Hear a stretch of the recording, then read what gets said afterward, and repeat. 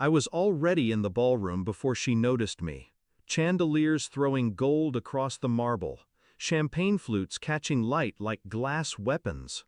She stood on stage, draped in silver silk, the crowd feeding off her every word. Then she saw me. Her voice faltered, just for a heartbeat. I smiled. It was enough. There was a time I would have died for her. We were inseparable growing up, sisters by blood, partners by choice. I gave her the keys to my company when I left to have my son. I trusted her to protect it the way I would. But trust is a currency, and she spent every coin. The first crack came quiet. A client called me instead of her. They mentioned changes in leadership.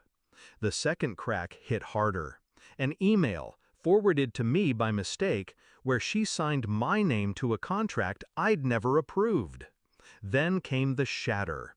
A message on my husband's phone. Her perfume on his shirt. 2 betrayals in one breath. I could have confronted them, screamed, burned it all down in the heat of that moment. But rage burns fast. Revenge, real revenge, requires patience. So I vanished. To them, it looked like I broke. I let the divorce roll through quietly. I let her take the company without a fight. I even let her petition for custody of my son.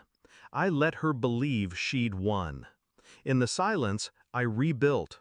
I learned every weakness in her business, every investor she lied to, every bribe she paid to bury the lawsuits, every hotel she checked into with my ex.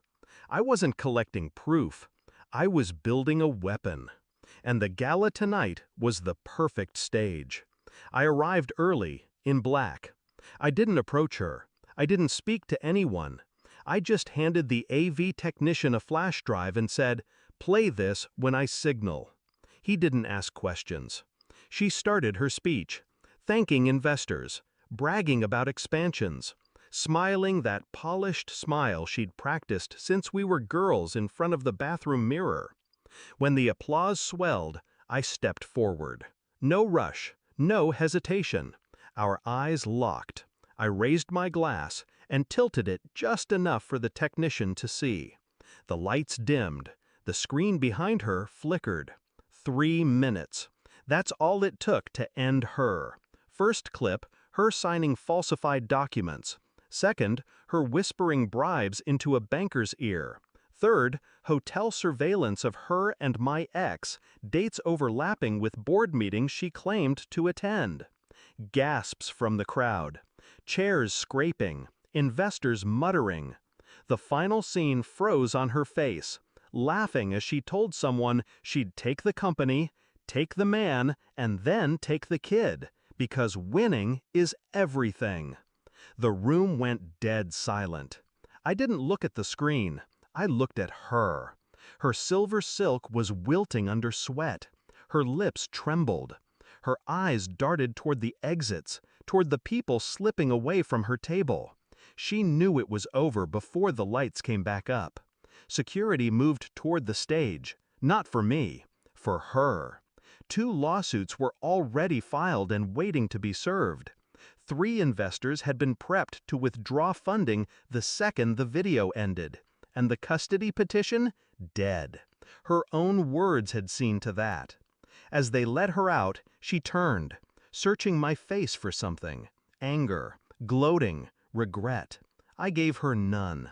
I didn't need to raise my voice or explain myself. Everything I wanted her to feel was already there, written across her collapsing world. I stayed until the last champagne glass stopped trembling on the tables, until the murmurs faded into nothing.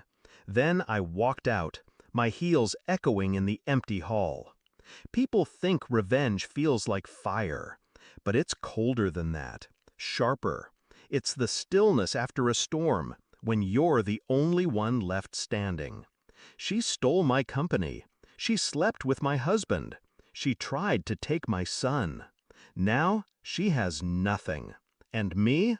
I have everything back, plus the satisfaction of knowing she saw it fall second by second and knew exactly whose hand pushed it.